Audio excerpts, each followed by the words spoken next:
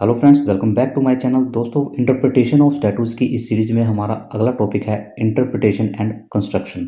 Interpretation मैं आपको already बता चुका हूं। अगर आपने वो वीडियो नहीं देखा है तो सबसे पहले इंटरप्रिटेशन का वो वीडियो देख लीजिए, देन आप ये कंस्ट्रक्शन वाला वीडियो देखिएगा, तभी आपको अच्छे से क्लियर हो पाएगा। तो जैसे जैसे हम इंटरप्रिटेशन के चैप्टर में आगे बढ़ेंगे, हमें ये दो वर्ड सबसे ज़्यादा सुनने को मिलेंगे, इंटरप्रिटेशन एंड कंस्ट्रक्शन। कुछ विधिवेताओं के अनुसार ये वर्ड जो है वो सेम है, यानी कि कुछ जूरिस्ट जो हैं इनको सेम बताते हैं और कुछ इसमें डिफरेंस बताते हैं, और ये दोनों हैं भी बड़े कंफ्यूजिंग से।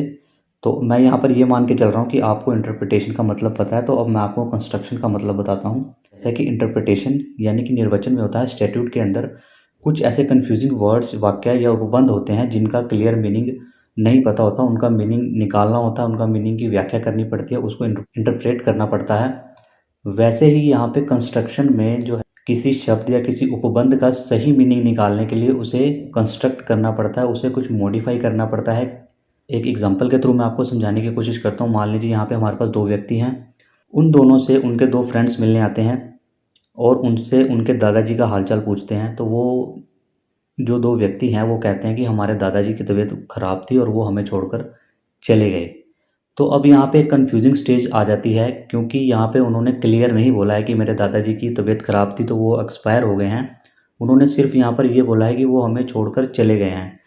तो फ्रेंड्स हैं वो ये समझते हैं कि उनके दादाजी बीमार थे, जो कि बीमार थे वो एक्सपायर हो गए हैं, लेकिन एक्चुअल में उनका मतलब ये नहीं था।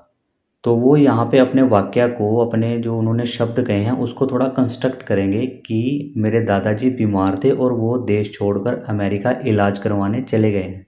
अब वो इस वाक्य को कंस्ट्रक्ट करेंगे, तब इसका क्लियर मीनिंग निकलेगा। ऐसे लॉ में होता है, जब भी न्यायालय को कोई जजमेंट देना होता है, जब भी कोई न्याय के लिए कुछ किन्हीं शब्दों का इस्तेमाल, किन्हीं उपबंधों को क्लियर या किसी वाक्य को क्लियर बताना होता है, लेकिन उसका एकदम क्लियर मीनिंग उस शब्दों से जो लेजिस्लेचर यानी कि जो विधायिका ने इस्तेमाल किए हैं उससे नहीं निकलता है, तो यहाँ पे जो जजेस हैं वो उस शब्द को थोड़ा मॉडिफाई कर सकते हैं, उसको थोड़ा कंस्ट्रक्ट कर सकते हैं। ये नहीं कि उसको बिल्कुल ही चेंज कर सकते हैं, जजमेंट तो उन्हें लॉ के अकॉर्डिंग ही देना पड़ेगा, लेकिन वो यहाँ पे उसको थोड़ा कंस्ट्रक्ट कर सकते हैं। इसी को बोलते हैं कंस्ट्रक्शन, कि लॉ में दिए गए शब्दों का सही अर्थ निकालने के लिए और सही जजमेंट देने के लिए उन उपबंधों, उन शब्दों, उन वाक्यों को थोड़ा मॉडिफाई किया जाए या उनको थोड़ा कंस्ट्रक्ट किया जाए। ये तो था सिंपल लैंग्वेज में, आपको समझ आ गया होगा। अब आपको एग्जाम में कैसे लिखना है, जैसे कि आप सभी जानते हैं, मैं आपको पॉइंट्स में बताता हूँ कि आपको आंसर हमेशा पॉइंट्स में करना है। तो सबसे पहले हेडिंग लिख लेंगे इंटरप्रिटेशन एंड कंस्ट्रक्शन। उसके नीचे हम पहला पॉइंट लिखेंगे, two expressions are used to refer to the process of determination of the meaning of language used in the statute. यानी कि यहाँ पे दो अभिव्यक्तियाँ बताई गई हैं जिनके द्वारा हम लॉ में दिए गए शब्दों का सही अर्थ निकाल सकते हैं। पहली है इंटरप्रिटेशन और दूसरी है construction. According to Webster's new dictionary, interpretation means the act. Webster की नई डिक्शनरी के अनुसार इंटरप्रिटेशन का मतलब होता है एज एक्ट और result of interpreting, explanation, explain करना किसी चीज़ को, मीनिंग, ट्रांसलेशन, एक्सपोजिशन एक्सेट्रा।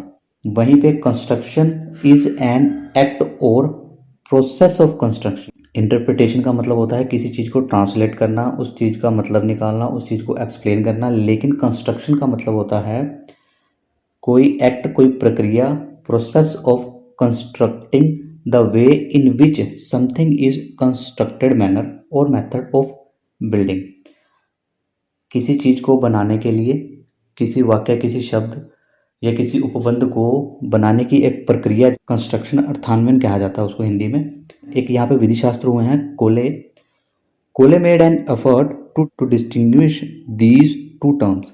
कोले ने जो है इन दोनों के बीच में अंतर स्थापित करने का प्रयास किया है। अकॉर्डिंग टू हिम, उनके अनुसार interpretation is the art of finding out the true sense.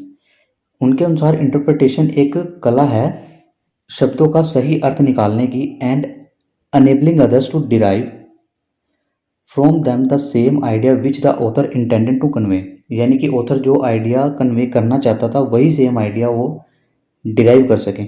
Where as, जबकि construction is the process of drawing construction respecting subject the life beyond the direct expression of text which are in the spirit through not within the letter of law. लेकिन expression जो है वो एक प्रक्रिया है। In simpler terms, it can be said that in interpretation we find out true meaning. 5 शब्दों में यह कहा जा सकता है कि interpretation we find out true meaning of words used in the language. भाषा के अंदर, कानून की भाषा के अंदर जो भी वर्ड्स इस्तेमाल हुए हैं उनका सही मतलब निकालना इंटरप्रिटेशन कहलाता है। बट इन कंस्ट्रक्शन, परंतु कंस्ट्रक्शन में यानी कि अर्थान्वयन में we draw the real sense of the language itself. हमें वहाँ पे उसका मतलब बनाना पड़ता है। इंटरप्रिटेशन में शब्दों का मतलब निकालना पड़ता है और कंस्ट्रक्शन में शब्दों का मतलब बताना पड़ता है, कुछ मॉडिफाई करके, कुछ कंस्ट्रक्ट करके। Which might not be Prema faces reflected, यानी कि जो प्रथम दृष्टि से एकदम नहीं पहचाने जा सकते वाक्य, उनको कंस्ट्रक्शन कहा जाता है। However, today in common use both these words are taken as synonyms of each other and also used in synonymously। यानी कि आज के समय में ये दोनों वर्ड्स बड़े ही कॉमन यूज होते हैं। कई बार इनका इस्तेमाल जो है वो एक समान शब्द के रूप में किया जाता है और कई बार ये जो एक दूसरे के लिए पर्यायवाची का काम करते हैं।